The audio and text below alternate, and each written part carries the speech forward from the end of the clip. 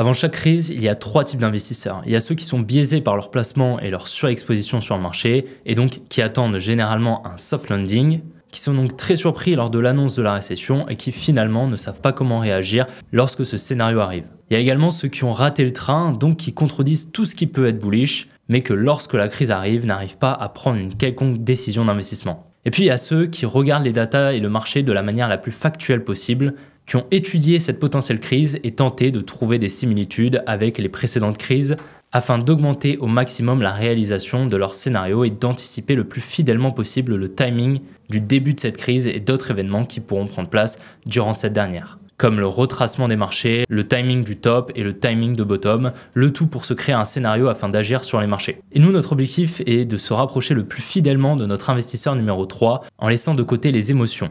La première vidéo que j'ai réalisée à propos de la récession était mon analyse complète concernant celle-ci, où j'ai réuni tout ce que j'ai appris sur l'économie, la santé actuelle des banques, le fonctionnement des taux d'intérêt et tout ce qui peut mener à une potentielle récession. Le tout en me basant sur des échantillons de data allant jusqu'au 19e siècle. Ce qui m'a permis de me forger un scénario de récession qui a des probabilités proches de 100% de se réaliser. Et si tu ne l'as pas vu, je te mettrai la vidéo en haut à droite de ton écran et à la fin de la vidéo que tu visionnes actuellement. Seulement, maintenant il faut que j'arrive à savoir quand elle va commencer. Le 18 septembre 2024, la Fed a baissé ses taux d'intérêt, passant de 5,5 à 5%. Le 6 septembre 2024, la courbe des taux, c'est-à-dire le rendement des obligations à 2 ans soustrait au rendement des obligations à 10 ans, repassait en positif. Ce sont les événements que j'attendais afin d'apporter beaucoup de confluence pour estimer le timing de cette récession. Dans cette vidéo, on va donc analyser de nombreuses datas de manière très profonde afin d'émettre des statistiques sur le début, la fin, la durée de la récession, mais également le top, le bottom et le retracement qui aura lieu sur les marchés. J'espère en tout cas que la vidéo va te plaire et que tu apprendras des choses. Plus que ça, j'espère que tu vas apprendre et comprendre comment je procède pour créer un scénario tel qu'une opportunité de récession, afin d'agir de la manière la plus pertinente sur le marché. Si c'est le cas, n'hésite surtout pas à t'abonner, à lâcher un pouce bleu sous cette vidéo, ça m'aide énormément. N'hésite pas à me rejoindre également sur Twitter, Instagram, mon canal, mon groupe Telegram si tu as des questions, c'est fait pour ça et dans tous les cas, je te souhaite un bon visionnage. Tout d'abord, j'ai commencé à utiliser cet indicateur en l'ajoutant à mon graphique TradingView qui me permettait d'afficher les récessions via des zones rouges et donc de les visualiser très facilement. Je me suis dit qu'il devait bien obtenir ces datas quelque part. Comme je n'avais pas envie de rentrer manuellement toutes les dates de début et de fin de récession dans Excel, j'ai décidé de chercher où cet indicateur récupérait ces données. Je suis donc allé dans PineScript pour examiner le code de l'indicateur sur TradingView et j'ai constaté qu'il effectuait une requête directement sur le ticker FRED.USREC sur TradingView. Ce que j'ai fait ensuite, c'est que je suis allé sur TradingView, j'ai tapé FRED.USREC et je suis tombé sur le ticker fourni par la base de données de la Fed de Saint-Louis qui répertorie toutes les dates de début et de fin de récession. Les données sont représentées sous forme binaire, c'est-à-dire de cotation égale soit à 0, soit à 1. Donc une cotation de 1 indique que les États-Unis sont en récession et une cotation de 0 signifie qu'ils ne le sont pas. Cependant, je ne pouvais pas vraiment exploiter ces informations telles quelles. Comme je connaissais déjà le site de Fred, c'est-à-dire le site où la Fed de Saint-Louis partageait ses datas, je suis allé directement sur leur site en tapant Fred USREC sur Google. Cela m'a conduit au site de la Fed de Saint-Louis où je savais que les données pouvaient être téléchargées. Étant donné que j'avais vu que ce que j'avais trouvé sur TradingView était également disponible sur leur site, je me suis dit que j'avais trouvé la solution, plus besoin de saisir manuellement toutes les données, j'allais directement tout télécharger. J'ai donc téléchargé le fichier en format Excel, je l'ai ouvert puis vérifié qu'il contenait bien toutes les données et qu'elles correspondaient à mes attentes. J'ai ensuite essayé de l'importer dans ChatGPT pour extraire uniquement les dates de début et de fin de récession ainsi que leur durée. Malheureusement, ChatGPT n'a pas pu reconnaître le fichier Excel, je suis donc retourné sur le site de la Fed, j'ai téléchargé le fichier au format CSV et cette fois, ça a fonctionné. Donc je vérifie rapidement les données, mais je me rends compte que ChatGPT avait retiré 1 mois à chaque durée de récession. Par exemple, si la récession durait 20 mois, il indiquait 19 mois. Je ne sais pas trop pourquoi cela s'est produit et je n'ai pas cherché à comprendre en détail, j'ai simplement demandé à ChatGPT d'ajouter 1 mois à chaque durée et cela a fonctionné. Finalement, je me retrouve avec un fichier CSV contenant les dates de début et de fin de chaque récession ainsi que leur durée. Par la suite, j'ai voulu récupérer les données et les cotations du S&P 500 et les fusionner avec le fichier que j'avais préparé auparavant, celui contenant les durées des récessions. Je me suis donc rendu sur investing.com où j'ai pu avoir des datas jusqu'en 1970 chaque mois sur le S&P 500. Par la suite, l'idée était d'obtenir les variations du S&P 500 durant les périodes de récession. Cependant, j'ai rapidement rencontré un problème.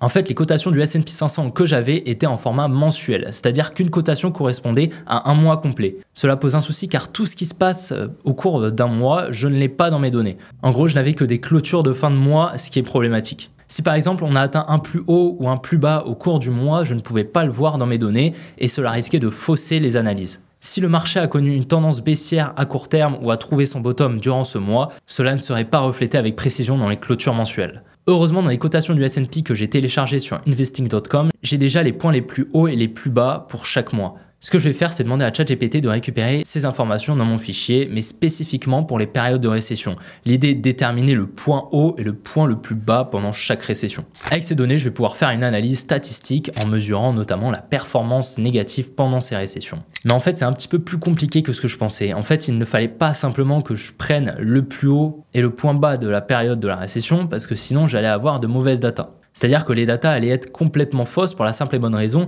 que le point haut de la récession n'est pas forcément avant le point bas. Et donc, on n'aura pas le mouvement baissier qu'on veut analyser, mais on aura la performance du mouvement baissier à l'envers. Et c'est pas du tout ce qu'on veut. Nous, on veut trouver le point bas et avoir la performance à partir du point haut, et non le point haut après la récession. Du coup, c'était un peu plus compliqué que ce que je pensais, et je vais devoir essayer de clarifier les choses pour que ChatGPT ne s'embrouille pas. J'ai donc commencé par modifier mes bases de données en commençant par celle du S&P 500 en supprimant 3 colonnes qui ne m'intéressaient pas afin d'augmenter les chances d'obtenir un fichier pertinent de la part de ChatGPT. J'ai par la suite pris le temps de dessiner sur une feuille la structure de la base de données que je voulais qu'il génère. Ensuite, j'ai envoyé le schéma avec les autres fichiers ainsi qu'un prompt aussi clair que possible à ChatGPT. J'ai fait cela pour m'assurer qu'il comprenne parfaitement ce que je voulais car il allait devoir jongler avec beaucoup de données et différentes unités de temps et j'avais peur qu'il puisse se tromper dans l'une des tâches. Heureusement, la réponse a été parfaite. Littéralement, toutes les cotations ont été respectées, il a très bien compris ma demande. Cependant, le seul problème auquel je fais face maintenant, c'est que mes données s'arrêtent à 1970, tandis que mes périodes de récession remontent à avant 1900. Donc je vais devoir entrer manuellement toutes les données manquantes. Une fois les cases remplies, je me suis dit qu'il serait utile d'avoir la date de l'ATH et du point bas de la récession. Du coup, j'ai ajouté les cases et j'ai demandé à ChatGPT de me donner les dates jusqu'en 1970. Et le reste, je l'ai rempli à la main en basant sur les cotations disponibles sur TradingView. Ce que j'ai fait, c'est que je me suis rendu directement sur ChatGPT et je suis allé chercher dans les bibliothèques de GPTs où les utilisateurs publient des bots spécialisés, un modèle de data analyst qui pourra nous permettre d'avoir probablement des réponses plus intéressantes que ChatGPT 4. Ensuite, j'ai rédigé un prompt détaillé pour lui poser toutes les questions importantes. D'abord, j'ai voulu savoir combien de temps s'écoule généralement entre le top de marché sur le S&P et le début d'une récession. Combien de temps après le début d'une récession, le S&P 500 atteint généralement son point le plus bas. Ensuite, je voulais avoir une estimation de la durée moyenne d'une récession. Je lui ai également demandé de me donner 2 bornes de performance pour mesurer la baisse entre l'ATH du S&P 500 et son point bas durant la récession, l'objectif étant d'avoir une estimation précise de l'ampleur du crash durant cette période. Pour terminer, je lui ai demandé de me faire une moyenne de performance du S&P 500 durant le crash de la récession. Comme prévu, les réponses étaient très pertinentes. Petit aparté pour te parler d'un projet sur lequel je travaille depuis plusieurs mois. En effet, après de nombreuses demandes de votre part, j'ai décidé de retranscrire toutes mes connaissances, ma manière de voir les marchés, tous les concepts que j'ai appris et l'expérience que j'ai acquis durant ces 3 dernières années, le tout en vidéo regroupé dans une académie dans laquelle l'ambition est de former les futurs traders les plus déterminés de ma communauté. Tu auras accès à plusieurs dizaines d'heures de vidéos pédagogiques, à un Discord privé te permettant de me poser tes questions, de parler avec les autres traders. Tu auras également accès aux exercices et documents de chaque section, mes analyses expliquées et beaucoup d'autres choses qui arriveront par la suite. J'ai fait tester l'académie à 4 membres de la communauté durant 1 mois et je te mettrai leurs avis sur l'écran. Je pense que leur retour vaut plus que mes paroles. Si tu souhaites postuler, je t'invite à cliquer sur le premier lien en description. En rejoignant l'académie, tu apprendras réellement à comprendre le marché, les transferts entre la main forte et la main faible et lire un graphique ne sera plus un secret pour toi. Je sélectionnerai uniquement les plus déterminés et ceux qui ont selon moi la bonne mentalité pour devenir des traders et investisseurs à long terme, alors applique-toi dans ta candidature. N'oublie pas, tu as tout en description. Sur ce, on reprend la vidéo. Donc en moyenne, il se passe environ 177 jours, soit à peu près 6 mois entre le top du S&P 500 et le début de la récession. Une fois la récession commencée, il faut généralement attendre environ 257 jours, soit un peu plus de 8 mois et demi pour que le marché atteigne son point bas. En ce qui concerne la durée d'une récession, on parle d'environ 15 mois en moyenne. Pendant cette période, les retracements varient pas mal. Le plus petit retracement observé est de moins 11,98%, tandis que la plus grande chute a atteint moins 84,15% par rapport au sommet. En moyenne, le S&P 500 perd environ 29% entre son sommet et le point bas au cours d'une récession. Si j'illustrais mes propos, ça donnerait ceci. On aurait un S&P 500 qui atteindrait son top, puis la récession qui prendrait place environ 177 jours après. On aurait le bottom qui se poserait 437 jours après le top de marché, retraçant d'environ 29%. L'écart entre le début de la récession et le bottom serait donc d'environ 257 jours. Déjà, ça nous donne une bonne idée de ce qui nous attend. Le seul problème, c'est que notre objectif, c'est de timer cette récession et là, ça ne nous aide pas trop. C'est pour ça qu'à présent, on va réaliser des statistiques en incluant la yield curve. La yield curve, ou en français la courbe des taux, c'est tout simplement un instrument financier très utilisé qui a permis d'anticiper 100% des récessions depuis 1975. Malheureusement, on ne peut pas savoir si cet instrument a anticipé davantage de récessions car je ne trouve pas davantage d'historique. Pour l'obtenir et la visualiser, il suffit d'aller sur TradingView et de soustraire le rendement des obligations à 2 ans américaines au rendement des obligations à 10 ans américaines, ce qui nous donne US 10Y moins US 02Y. Le rendement des obligations est directement lié au risque que les investisseurs prennent. Plus le rendement est élevé, plus cela indique que le risque est important. Sur la courbe des taux, on compare les rendements des obligations à 2 ans avec celui des obligations à 10 ans. Si la courbe est négative, cela veut dire que les obligations à 2 ans offrent des rendements plus élevés que celles à 10 ans. Cela signifie que les investisseurs perçoivent plus de risques à court terme qu'à long terme. Et ce phénomène a toujours prédit une récession dans 100% des cas selon les données dont on dispose. C'est cet instrument qui va nous permettre de timer le plus précisément possible la récession car la yield curve passe en négatif puis repasse en positif avant chaque récession. Nous allons donc faire des statistiques en fonction de ça. Pour cela, comme la première étape, on va aller sur le site de la Fed de Saint-Louis pour télécharger les cotations de la courbe des taux. À présent que j'ai les datas en format CSV, je vais devoir déterminer ce que je vais vouloir récupérer pour les analyser. Donc je veux pouvoir analyser la date du passage en négatif, la date du passage en positif et la date et la cotation du point bas. Je tiens à préciser que j'ai supprimé les datas de 1975 à 1985 car il y a eu 2 récessions durant ces périodes qui ont bien été anticipées par la yield curve mais qui ont commencé pendant que la yield curve était en négatif. Étant donné que dans notre cas actuel, la yield curve est déjà repassée en positif, ce n'est pas pertinent de les prendre en compte. J'obtiens donc une base de données avec toutes les datas que je voulais. Par contre, le seul problème, c'est qu'il a pris en compte toutes les petites fluctuations de la courbe où parfois elle passe en négatif, puis passe en positif, puis en négatif, etc. etc. Donc j'ai effectué un petit traitement manuellement qui me permet d'obtenir les datas qui m'intéressent pour chaque récession. Donc je suis passé d'une base de données intraitable à une base de données beaucoup plus lisible. Ensuite, j'ai ajouté à cette database les 4 dernières lignes des datas qu'on avait récoltées précédemment dans la première partie sur le S&P 500. Et j'en ai profité pour ajouter une colonne performance avec le pourcentage de retracement durant la récession. On se retrouve donc avec un échantillon plus faible étant donné qu'on s'est basé sur les datas de la yield curve. Pour analyser cette base de données et essayer de prédire la récession attendue pour 2025 avec le plus de précision possible, j'ai essayé de me casser la tête le moins possible. Alors je n'ai pas fait toutes les étapes une par une, j'ai simplement fait ce que je fais depuis le début de cette vidéo, j'ai demandé à ChatGPT. J'ai rédigé un prompt super long et très détaillé dans lequel j'expliquais exactement les données qu'il avait à disposition, le rôle qu'il devait prendre et les objectifs de son analyse. Ensuite, je lui ai clairement expliqué ce que je voulais de manière très précise et honnêtement, sa réponse va vraiment vous surprendre. Pour commencer, ChatGPT m'a relevé la durée entre le passage de la courbe des taux en positif et le début de la récession.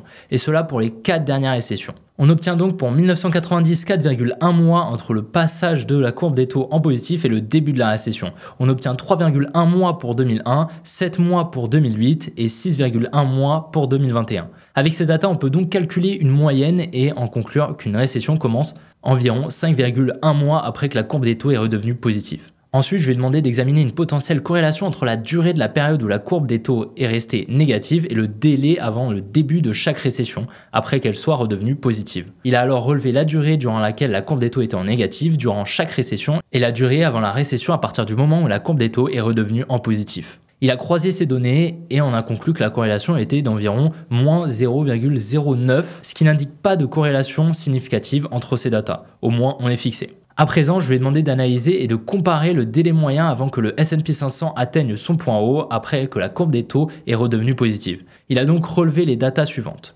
En 1990, l'ATH sur le S&P 500 a eu lieu 3,1 mois après que la courbe des taux est redevenue positive. En 2000, l'ATH a eu lieu 10,1 mois avant que la courbe des taux redevienne positive pendant l'inversion. En 2007, l'ATH a eu lieu 3,9 mois après que la courbe des taux est redevenue positive et en 2020, l'ATH a eu lieu 5,2 mois après. ChatGPT en a donc conclu qu'en moyenne, le S&P 500 atteignit son ATH 0,52 mois, soit environ 15 jours après que la courbe des taux est redevenue positive. Mais cette moyenne est très largement influencée par la valeur négative de 2000, donc cette valeur est à prendre avec des pincettes. Mais dans la plupart des cas, l'ATH survient quelques mois après le retour en positif de la courbe des taux. Puis je lui ai demandé d'analyser s'il existait une corrélation entre la profondeur de la courbe des taux lorsqu'elle est négative et la baisse du S&P 500 pendant la récession. Grâce aux datas qu'il a relevées, ChatGPT en a conclu que la corrélation entre la profondeur de la courbe des taux lorsqu'elle est négative et la baisse du S&P 500 est de moins 0,33, indiquant une faible corrélation négative, donc des valeurs plus négatives de la courbe des taux suggèrent une baisse plus importante du S&P 500, mais cette corrélation n'est pas très forte et il sera donc très difficile de la quantifier pour la reporter à la prochaine récession qui nous intéresse. Enfin, je lui ai demandé de calculer le ratio qu'il peut y avoir entre la durée où la courbe des taux était en négatif et le début de la récession après la courbe des taux en positif. Pour ce faire, l'IA a récupéré le délai entre le passage en positif de la courbe des taux et le début de la récession et l'a divisé par la durée pendant laquelle la courbe des taux est restée en négatif. Cette statistique ne se base que sur 3 échantillons, car 2020 fausse les calculs dus au passage en négatif très rapide de la courbe. On arrive donc à la conclusion qu'en moyenne, le début de la récession commence après une durée équivalente à 0,31 fois la durée durant laquelle la courbe des taux a été négative après le passage en positif. Dans notre cas, la courbe des taux a été en négatif durant 17,2 mois, soit environ 889 jours. En multipliant cette durée par 0,31, nous pouvons affirmer que la récession devrait avoir lieu 276 jours après le passage en positif de la courbe des taux, en ne se fiant uniquement qu'à ce ratio. Le passage en positif a eu lieu le 6 septembre, donc ces statistiques anticiperaient une récession en juin 2025. Pour conclure avec ces datas, on en a déduit que la récession débutait entre 5,1 mois et 9 mois après le passage en positif de la yield curve, qu'il n'y a pas de corrélation entre la durée durant laquelle la courbe des taux était en négatif et le délai avant le début de la récession après qu'elle soit redevenue positive, que le délai moyen avant que le S&P 500 atteigne son point haut après que la courbe des taux est redevenue positive est entre 15 jours et 5 mois. Pour que nos datas soient confluentes entre elles, il va falloir les croiser pour trouver des cohérences. Et si on reprend les premières datas concernant la durée du top sur le S&P 500, on avait trouvé 177 jours entre le top et le début de la récession. Et si on retire 177 jours aux 2 dates que l'on a trouvées pour le début de la récession, on trouve le 15 août 2024 et le 12 décembre 2024. Le 15 août ne fait pas partie de l'écart que l'on a calculé qui commence à partir de 15 jours après que la yield curve soit passée en positif, donc on ne va prendre en compte uniquement le 12 septembre. Ce qui nous donne de la précision dans la fenêtre pour un top sur le S&P 500 qui est entre le 21 septembre et le 12 décembre. On a donc la fenêtre pour le top du S&P 500 entre ces 2 bornes oranges et la récession qui devrait commencer également entre ces 2 bornes rouges. On va pouvoir essayer d'apporter davantage de précision dans nos intervalles. C'est pour cela que l'on va de nouveau analyser des datas. Cette fois-ci, on va aller calculer des statistiques par rapport au pivot de la Fed. Le pivot de la Fed, c'est le moment où la Banque centrale des États-Unis commence à baisser ses taux. Historiquement, les taux sont baissés avant le début de la récession. La Fed baisse les taux avant la récession car généralement, c'est une période où les entreprises ont du mal à se financer dû aux taux hauts et donc beaucoup d'entreprises sont au bord de la faillite. Ils baissent donc les taux agressivement afin de sauver tout le monde, entre guillemets. L'impact des taux d'intérêt dans l'économie réelle n'est pas instantané, c'est pour cela que l'économie ne ressent les effets des taux que 6 mois à 1 an après. C'est pour cela que le quantitative easing ne commence pas dès lors que la Fed a baissé ses taux, mais plutôt 6 mois à 1 an après. J'ai donc récupéré le fichier des taux d'intérêt comme j'ai fait pour les datas précédentes. Je vous épargne le tout, car au final, c'est la même manipulation que les précédentes. J'ai récupéré uniquement les récessions qui étaient similaires avec le cas actuel, c'est-à-dire un pivot de la Fed qui a eu lieu avant le début de la récession. J'ai donc supprimé le reste. Malheureusement, l'échantillon est faible avec seulement 4 occurrences, mais on n'a pas le choix que de se baser là-dessus. J'ai fusionné cette base de données avec la base de données sur les dates des récessions que j'avais fait en début de vidéo. Et avec les 4 pivots et les dates de récession, j'ai demandé à ChatGPT de me faire des moyennes et des intervalles entre le pivot de la Fed et le début de la récession. J'ai pu récupérer grâce à tout ça une moyenne de 243 jours entre le pivot de la Fed et le début de la récession. Le pivot actuel ayant eu lieu le 18 septembre, mais étant donné que j'ai uniquement les datas sur les taux en monthly, je n'ai que les datas qui commencent le 1er du mois. Le pivot de la Fed ayant eu lieu le 18 septembre, on va prendre comme début le 1er septembre pour rester cohérent avec l'ensemble. Ce qui nous donne un début de récession au mois de mai selon cette moyenne. Avec une intervalle, on trouve une date de début de récession comprise entre le 15 février et le 15 juillet 2025. Ce qui est finalement cohérent avec l'intervalle que nous avions défini précédemment et aucune modification ne peut être faite selon moi. Pour clôturer nos analyses de data, on va analyser le chômage des US historiquement avant les récessions. On va faire ce travail non pas pour timer quoi que ce soit, mais car les news économiques actuellement paraissent bonnes, à première vue. Le taux de chômage est le meilleur argument des gens qui attendent un soft landing contre la récession. On va donc tenter de savoir s'il y a une réelle différence par rapport à l'historique de récession auquel on dispose. Je vais t'épargner tout le processus de récolte de data et d'analyse par ChatGPT car c'est le même process que le début de la vidéo. J'ai donc récupéré les datas du chômage sur le site de la Fed de Saint-Louis, je les joins à la base de données sur les datas de début et de fin de récession, j'ai ajouté un prompt pertinent pour que ChatGPT comprenne exactement ce que je veux et bingo, j'ai exactement ce que je recherchais. On a atteint le point bas du chômage à 3,4% en janvier 2023. Entre-temps, le chômage a légèrement augmenté, atteignant en juillet 2024 4,3% et en septembre 4,1%. Nous avons donc un écart entre le point bas en janvier 2023 et septembre 2024 de 0,7%. Et d'après l'analyse de data que ChatGPT a pu effectuer, cette hausse du chômage est un cas similaire à ce qu'on a pu rencontrer avant plusieurs récessions. Je lui ai alors demandé la moyenne entre le point bas du chômage et le début de la récession. Il m'a affirmé que la moyenne était de plus 0,58%, soit quelque chose de très proche de notre cas actuel.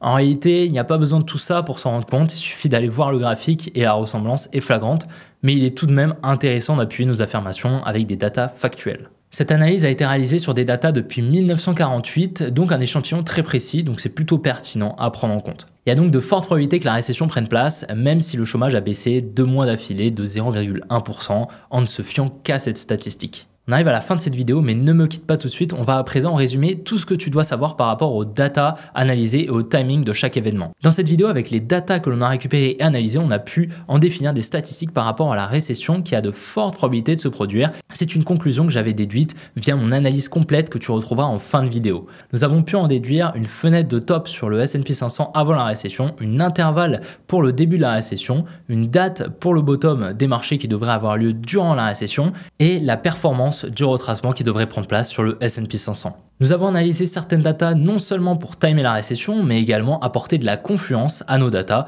comme par exemple le contre-argument via l'analyse des datas sur le chômage américain, qui nous démontre que le chômage est conforme à une période pré-récession. On a également démontré de nombreuses possibilités de variables qui nous étaient inconnues quant à l'impact que cela aurait pu avoir sur la récession, comme par exemple la profondeur de la mise en négatif de la yield curve, donc le spread plus ou moins haut entre le rendement du 10 ans et du 2 ans US, ou bien la durée durant laquelle la courbe des taux était en négative, qui se sont démontrés ne pas être pertinents à prendre en compte. Toutes ces datas et statistiques que nous avons construites ne représentent pas forcément fidèlement ce que l'on aura pour l'année prochaine, avec une précision extrême, bien que j'ai essayé de croiser un maximum de data afin d'apporter le maximum de pertinence à chaque statistique. Mais si on se base sur le fait que les cycles économiques sont identiques, ce qui est le cas dans la grande majorité du temps, et c'est ce qu'on a constaté jusqu'à présent, il est fortement probable que cela se passe ainsi, selon moi bien sûr. À présent, regroupons toutes ces datas sur un graphique. Le top du S&P 500 devrait prendre place avant le 12 septembre jusqu'au début de la récession. L'indice devrait continuer de retracer en attendant le début de la récession